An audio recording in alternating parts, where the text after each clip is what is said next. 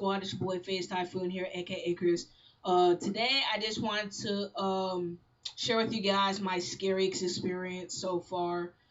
Um, so I hope you guys are having a wonderful Sunday. The reason I'm making this video so late is because I was out with my mom. We were doing some stuff. But without further ado, let's go ahead and get started into the video. And yeah. Alright, guys. So this event happened about 2 months ago. I was walking to the library from school, and I got into the library. I was in the library for about an hour, and then I was doing homework, and then I finished my homework, and I started playing some games on the computer, watching YouTube, and then my cousin comes in, and she's like, "Hey, Krishna, what's up?" And so she gets on the computer, starts talking to her friends and stuff. And then, like, she goes outside and does something. I don't know what she did. But after she came back in and she was like, "Christian, the police have our friends on the corner in handcuffs." And I'm like, okay. So I walk outside to see what's going on. And I see that they're in handcuffs. And I'm like, okay, what is going on? I walk across the street and start heading down the street that they're on. And I'm standing away so that I don't get caught up in the mix somehow. And unfortunately, I actually did get caught up in the mix, so I wasn't too happy. And this police car comes rolling down the street out of nowhere, and the police gets out of the car. He's like, "Get out!" And he says it like really aggressively, like I don't even know how to explain it. It was just really aggressive, like, "Get out!" Like somebody was about to like shoot me or something or whatever. But he says get down very aggressively. So my first instinct, of course, was to run. That's pretty natural. But I wanted to run, but I believe in God, so the Holy Spirit was like, "No, just stay there. It's gonna be all right." And so I just stayed there. I was just sitting there, and then on the another police came up from behind me, put me in handcuffs, and then he starts searching my back. And then he flips me over on my back and searches my my like chest area, like the front of my body. He says, "Do you have any sharp objects, anything that could hurt somebody?" I'm like, "No, sir," or "No, officer." And then he's like, "Okay."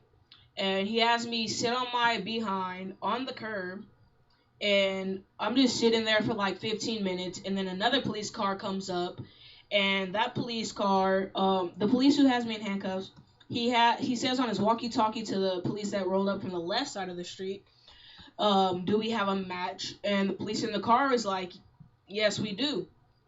So the police that has me in handcuffs, he takes me to the trunk of his car, like the side trunk of his car. He searches me once again. Then he's like, he says some stuff. I forgot what he said. I was like panicking, like what's going on, so I wasn't really paying attention to what he was saying. He's asking me like where I live, what's my name, what school do I go to, and stuff. And for some reason, he's like, "Are you telling me the truth about your name?" I'm like, "Yes." So after he asked me that, he puts me in the car. I'm sitting in this car. I'm like, "Am I going to jail?" He's like, "Let's just say I'm putting you in a car with some AC for a little while." And I'm like, "All right." So I sit in the car. I get in the car. First off, the car is super hot. And then he just has me sitting in there baking for like 20 minutes, and then finally he asked the other police, is he good to go? Because he had saw some another group of kids that had on the same color clothes as me, and I'll get to the whole reason they did this later. But I'm just sitting there in the car waiting to get out or whatever.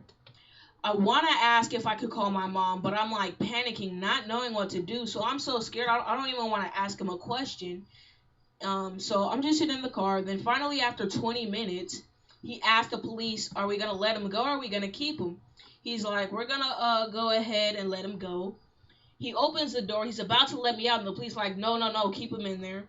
So I'm in there for another like 5 to 7 minutes, and then he lets me out. He's like, "Okay, you're free to go." I get out of the car. He unhandcuffs me, and like by the time I get halfway down the street, he says Tyler, which is my last name. He calls me back and he says, "Do you know why we had to do this?" I'm like, "No, officer." He says, "We had to do this because there were reports of a Caucasian kid." I'm not racist, but this is what he said. He said there were reports of a Caucasian kid getting beat up in the 99-cent store area, and you fit the description because the witness said that there was an African American kid who had on a black top, tan or khaki pants, black shoes, and he was African American. And I had on exactly that day.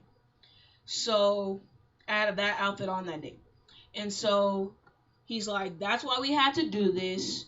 And I'm like, "Okay." And so I walked back across the street to the library. Not to mention, I forgot to tell you guys this, but they handcuffed my cousin too, simply because she was African American and she had braids. And so we're walking back to the library. They let both of us go. We're walking back to the library. All our friends are like, "What happened? Why'd you guys get arrested?" and whatever. And we're like, "We don't even know." I was like, "Because I fit the description." So we're walking back to the library, and my mom used to like give her rides home because she lives close to us. So my mom used to give her a ride. So we both walked back to the library. I call my mom up on the phone. I'm like, "Hey, mom, can you come pick me up? I'll tell you why when you get here." And she's like, "Yeah, okay, I'm en route." She was already en route to come pick me up. So she's on her way to pick me up. She gets there, and then we come outside. We get in the car. She can obviously tell there's something wrong. Me and my cousin, we explained to her what happened. So my mom's pretty mad because, like, if I turned around and took one step, the cop's finger was, like, right on the trigger. So if I took, like, one more step, I possibly could have been shot. So I thank God that I wasn't shot. That's a blessing. But we tell my mom what happened. We're like, "Yeah, blah blah blah, this happened, that happened." And she's like, "All right." She calls my cousin mom, tells her what happened. She's like, "Is it okay if we take her to the police department with us?" And her mom is like, "Yeah, that's fine." We go to the police department. We talk to the watch commander. We explain to the watch commander what was going on, like why did this happen. My mom's pretty mad, so she talks to the watch commander. We're explaining what happened. Hold on, guys. Uh,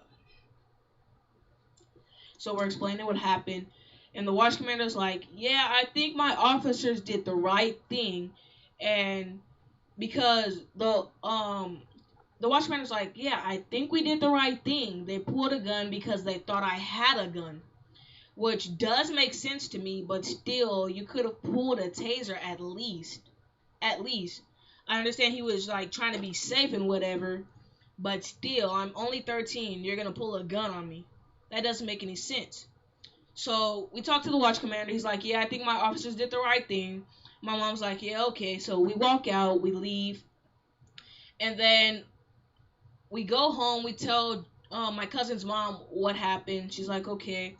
And then probably about right after we dropped her off, my mom and I went home. We talked to Kaiser because the handcuffs like jacked up my wrist.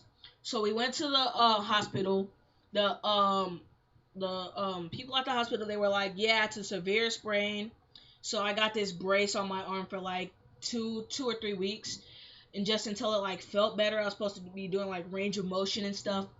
So I did that, and then probably like 3 to 4 weeks after, probably less. I kind of like lost a track of time. My mom made an appointment. We talked to some lawyers, and the lawyers were like, we explained to the lawyers what happened. The lawyers were like, "Yeah, we can't help you guys fight this case. We're really sorry." They're like, we were like, "Why can't you guys fight the case?" They said because all the police are gonna say is that we had to pull a gun because they couldn't see my waistband where I was supposedly to be having a gun. Um, so they were like, "That's the reason we can't fight it because that's all the police are gonna say." And I had my jacket on, so it hit my waistband. So we're like, "All right."